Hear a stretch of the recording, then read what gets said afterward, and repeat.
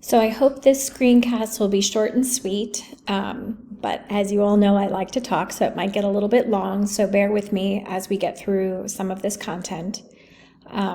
Within your readings, there is very little on gastrointestinal, renal, genitourinary, endocrine, immunological, and integumentary systems within your textbook. So we did give you some resources, but we also wanted to give you some information that you should keep in the front of your brain when you're working with clients with diagnosis related to these system disorders. So as we've told you in the past, really the way the exam questions are set up are not to directly ask you questions about the structures of the systems, but rather big picture, how do those system functions help you understand the underlying conditions of the clients that you're working with. And that information will then help you understand and answer some of the more in-depth questions. So starting with your gastrointestinal system, this is your GI tract. Now, big picture, this is primarily related to dysphagia and swallowing disorders, but this is going to be covered in your lecture with Sonia Boltansky in a couple of weeks, so I don't want to go too in-depth into this section, but really I want to focus on the areas of constipation, small bowel obstruction, and neurogenic bowel. So constipation is a huge concern for many of our clients across the spectrum of diagnoses and across the lifespan, from infants and children to adults to older adults. As our system changes, our bowel system changes. Disease processes can change how we are able to effectively eliminate. Age can impact it. Different conditions can impact it. And constipation is a huge area of concern because it can cause a whole host of problems. So when you're working with a client, asking them about their latest bowel movement is one of the most important questions that you can ask them. I think we've spent a fair amount of time talking about poop because it's so important to how we function and how comfortable we are. So for the child who's having GI issues or the infant that's having GI issues and is not eliminating regularly, how that impacts their behavior. From the client who's had some sort of hip replacement or they're on pain medication and how that slows the motility of the GI system. For your older adults who maybe are less active, and again, that's slowing the motility of the bowels. So as the OT, why is that important to know? Well, if your client feels terrible and they're reporting new vomiting, new onset nausea, if they haven't had a bowel movement in over 2 to 3 days, they likely they will need some sort of stimulant to help them go, because anything more than 2 days can possibly lead to a small bowel obstruction. So a small bowel obstruction can be secondary to scar tissue. It can be related to any sort of procedure on the abdomen, but it can also be related to severe constipation, where then there is an obstruction within the small bowel system. So this is the worst case, along with a small bowel obstruction, is an ileus, where the actual small bowel stops moving. So poop is just so important. So you want to let the doctor know if there hasn't been a productive bowel movement within 2 days. And productive is not diarrhea. Diarrhea is also can be a sign of constipation, because there's something that's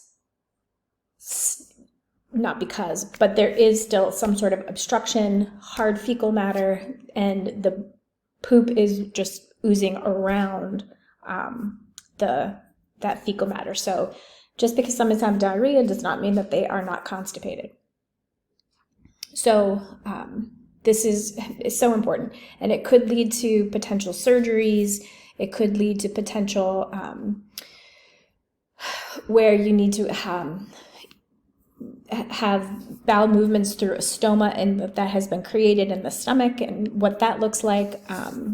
So it's just a really huge issue. So making sure people are pooping is the moral of the story. The other issue is neurogenic bladder, and this is directly related to some sort of nerve impairment, and you will often see this with your lower motor neuron injuries, such as spinal cord injury, especially above the level of T6. There's loss of control of the anal sphincter. There's sensory loss resulting in lack of awareness of the feces in the bladder. There could be a motor loss resulting in decreased or lost ability to self-initiate or control bowel movements.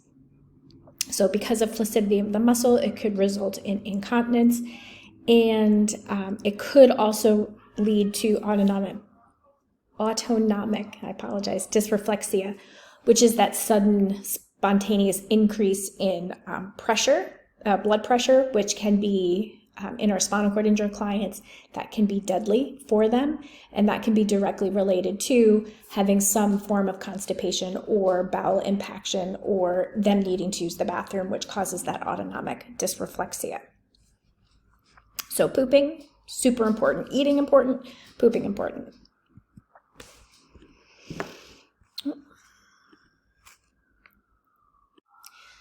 So just as important as pooping is peeing.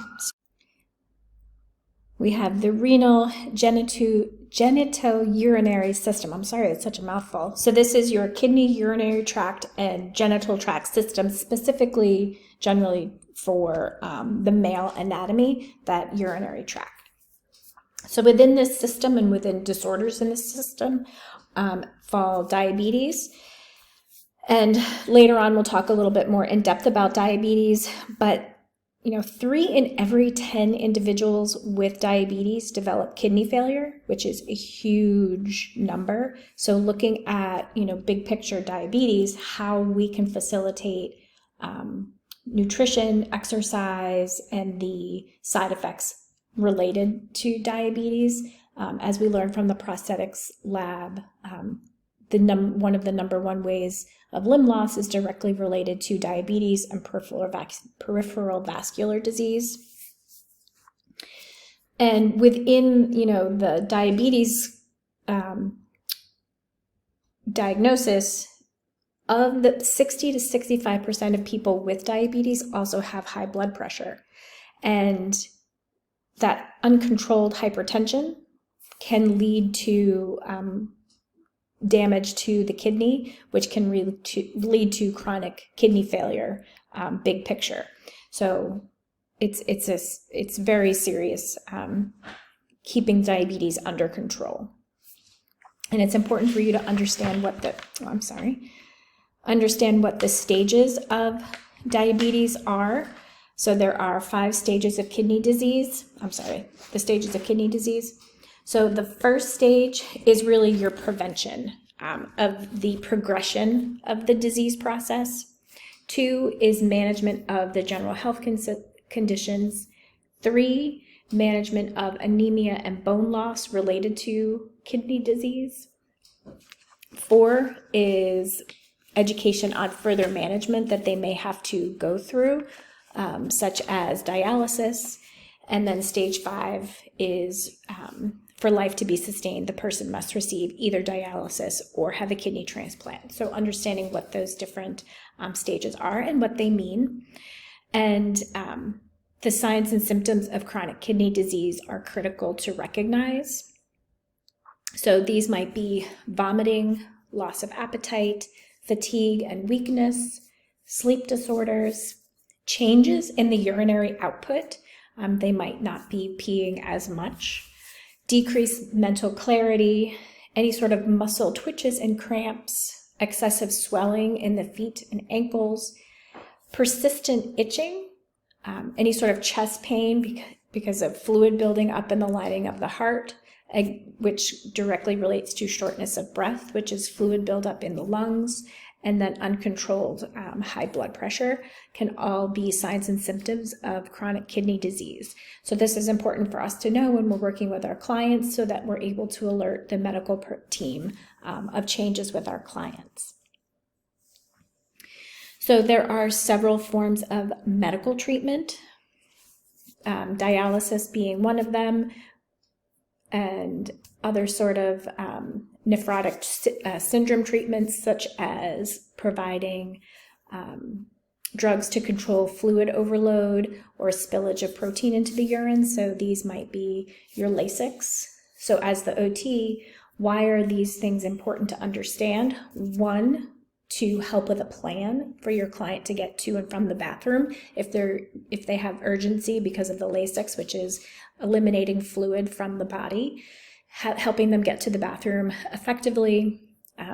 How do they wash their clothes? If there is urinary incontinence, how do they use urinary incontinence pads or other devices? How do we facilitate them getting enough fluids? Because so much fluid is being removed from the body. How do we kind of help them find that balance? We also are looking at facilitating healthy habits. So making recommendations for smoking cessation and giving them that education, talking about alcohol use and how it can dehydrate the body, looking at and educating on how different medications can maybe overtax the organs, and then causing that challenge with filtering out byproducts. Looking at different diets, talking about physical activity, talking about how important sleep is, educating on over-consuming salt and sugars. So these are areas as the OT, when we're doing education with our clients, that are so critical. Now, how does all of this impact occupational performance? Across all systems, we can see some sort of impact. If it's motor skills, secondary to fatigue, muscle pain, edema, weakness, we might see sensory skills that are impacted because of neuropathy directly related to diabetes, or vision loss directly related to diabetes. Any sort of toxicity in the system, because the renal system is how toxins are being removed and filtered out from the body. We might see some cognitive changes, so being aware of that. Any sort of perceptual motor changes related to those sensory or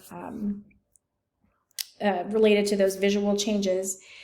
So impact, across all systems, we're seeing those occupational performance impacts, and then those impact all areas of occupation. So in terms of what can we do as the OT, we're doing education. We're incorporating adaptive strategies and adaptive equipment. We're educating on energy conservation. We're talking about lifestyle choices and changes and redesigns, health promotion and prevention. Education. We're referring out into the community for supports and programs to help our clients. And we're doing COG and visual, cognitive and physical assessments all the time to facilitate their ability to perform ADLs and IADLs. And part of our job is really looking at how to facilitate them being able to get to dialysis, because they might not be able to drive. So how are they getting to dialysis? How are they managing their shunt? Are they able to do peritoneal dialysis, which does not include a shunt, but has a whole process that needs to be monitored? So, what that looks like as the OT. All right, so immunological system disorders, big picture, these are particularly cancer, both as a primary and secondary condition. So we need to understand the etiology of the cancer, what the risk factors are, because again, we're coming back to education. But cancer oftentimes we will be seeing clients from a primary, as a primary condition, but also as a secondary condition. So we might be working with somebody who had a tumor resection in their brain, but they're seeing you for rehab because of weakness related to that surgery. So the weakness is the reason that you're seeing them. The cancer is the secondary condition. Or you're seeing somebody status post lower extremity amputation from a sarcoma, where there was the cancer within the bone, and the only way to remove the cancer is to remove the limb. So now you're doing prosthetic training with somebody who has had limb loss because of cancer. So again, the cancer is not the primary condition, but the amputation is. But we have to understand how all of those pieces fit together and what the treatments might be to address the cancer while they're also receiving the services from you. We might have somebody who has cancer in their history, such as breast cancer, and they've had a mastectomy, but that mastectomy was 15 years ago. But we still need to be aware of lymph edema and and supporting the limb that does, or the system that doesn't have a breast, because they're more prone to lymphedema. So understanding that we don't do blood pressures on the limb that has had the breast removed because of the fragility of the lymph system, and then potentially causing and exacerbating any sort of lymphedema.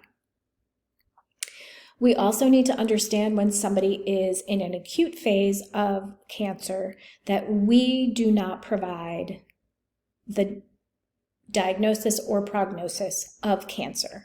So you're working with somebody with a tumor resection. It's critical for you to understand if it is a benign tumor, if it is a tumor that is cancerous, if it is metastasized or spread. We have to understand that, because we need to understand, I'm not telling somebody the prognosis of their cancer if they have not spoken to a doctor. I need to understand, if I'm working with somebody in hospice or palliative care, I need to understand that I'm not going to talk to the client about recovery because they are maybe actively dying or their lifespan is shortened because of the cancer. So I need to understand what the different categorizations of the cancers are and be the specific type of cancer, so that then I can understand what my treatment plan is going to look like. I also need to understand the stages of cancer. Stage 1, the tumor is present, there's no perceived spread, the lesion is operable, prognosis is fairly good. Stage 2, it started to spread, it's still operable, but there might be a reduced survival rate. Stage 3, extensive evidence of primary tumor that's spread throughout the organs. So we're talking about metastatic type cancers, widespread cancer. Stage 4, inoperable, and we're looking at more palliative care. We need to understand that different types of medical treatments, such as surgeries, chemotherapies, radiation, immunotherapies, hormone therapies, or any sort of transplants. And understanding that the risk for developing infections that can be life-threatening are vastly increased. And what is our role from the rehab perspective? Are we part of the perioperative team where before the surgery they're getting education and rehab for us, or is it that post-operative care that they're receiving from us? Is it end stage or is it palliative? Understanding what our role is within the OT process. And then sclerodermas, this is also an immunological system disorder. This is a rheumatic connective tissue disease associated with impaired immune response. The etiology of this is unknown. You might have heard of vascular sclerodermas, such as your Raynaud's syndrome, pulmonary hypertension and decreased esophageal motility. It might be fibrotic, where there's scar tissue resulting from excess collagen, causing thickness of skin and burning sensation in the skin, or you might have fibrosis of the lungs, which might cause some sort of restrictive lung disease. Now, as we go through these system disorders, you'll start to notice some similarities or co-conditions in the cardiopulmonary system. So we're talking about fibrosis of the lungs directly related to scleroderma, but this is also then becomes a cardiopulmonary disorder and what that looks like for us as the OT. So again, what is our role? Potentially splinting to reduce contractures. We're doing, for Raynaud's phenomenon, we're keeping the fingers and toes warm. We're educating on dressing in layers. We maybe are doing splinting to prevent contractures because of the tightening of the thickening of the skin in the fibrotic type. We're looking at, if there's facial disfigurement because of that tightening of the scar tissue, how to help the client have a positive self-image. That might be where our role is. And of course, from the rehabilitative frame of reference, looking at functional deficits and how do we facilitate our clients' independence. HIV/AIDS is still something that we will be seeing in our clinic. And you might be working with somebody who has HIV/AIDS, and we need to be aware of how to treat them with dignity, how to remembering standard precautions when working with any client. And this goes along with hepatitis as well, tuberculosis, MRSA, all of these immunological system disorders that are directly related to some sort of infection, how to protect them and how to protect ourselves. And from the rehab perspective, or from the OT's role, again, we're looking at prevention, education, restoration, supporting, and any sort of palliative measures depending on the treatment setting, diagnosis, stage of the illness, and expected outcomes.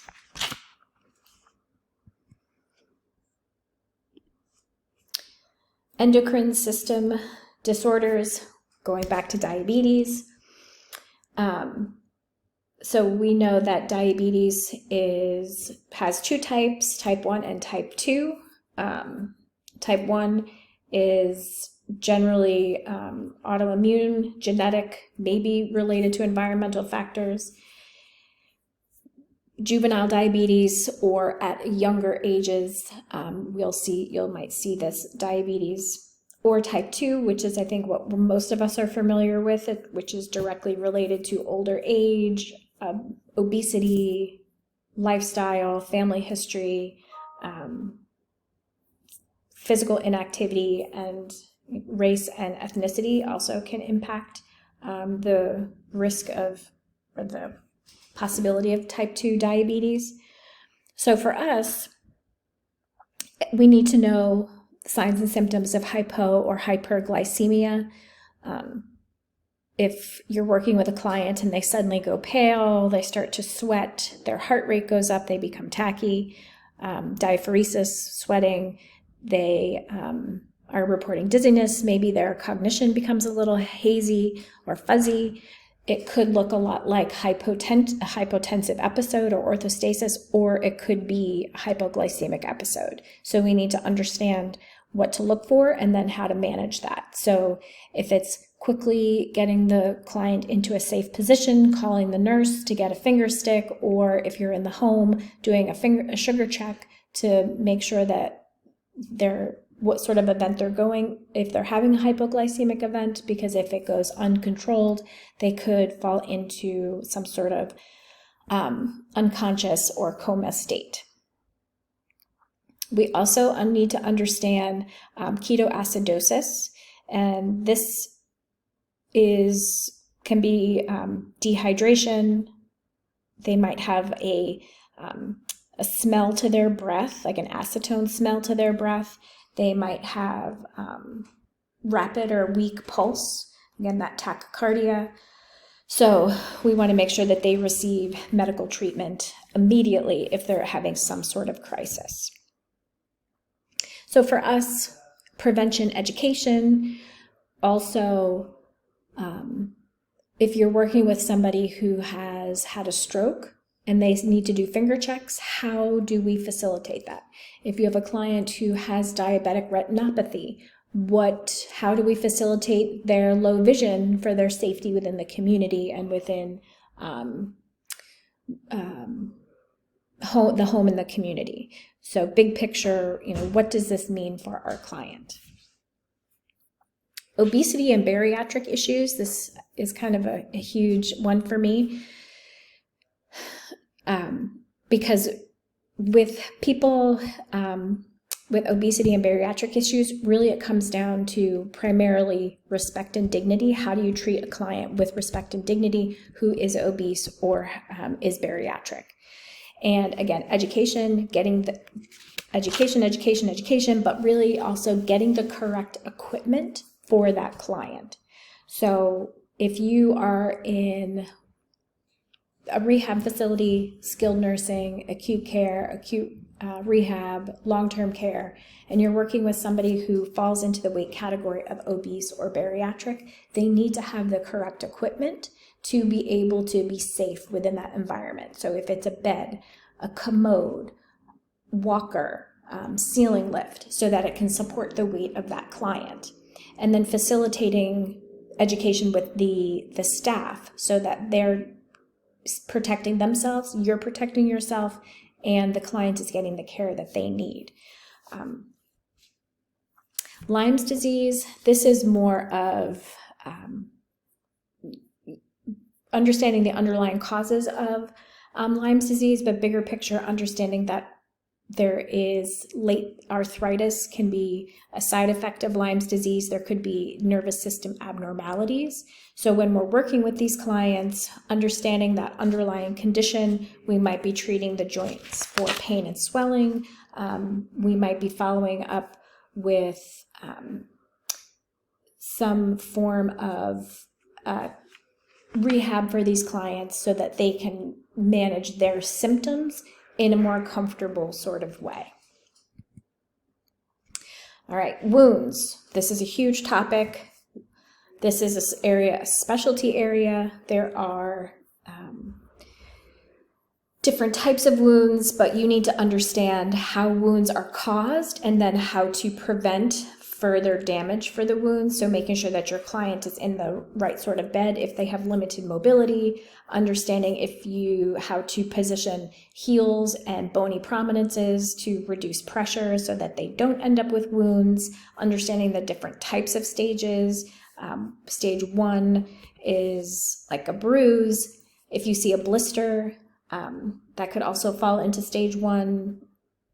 Don't ever puncture a blister, because underneath that blister, it might look really, really deep, so that the blister is actually a protective covering, so don't ever touch a blister.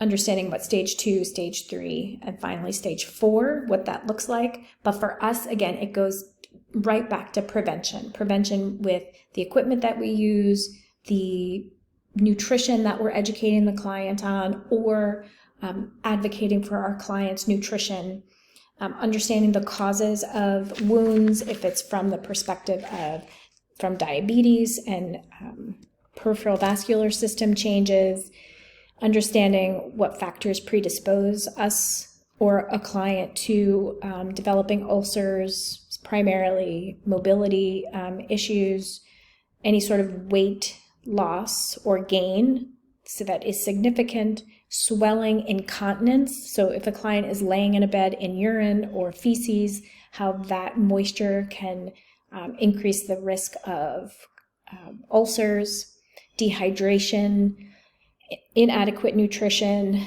just age-related skin changes, the skin becoming more fragile.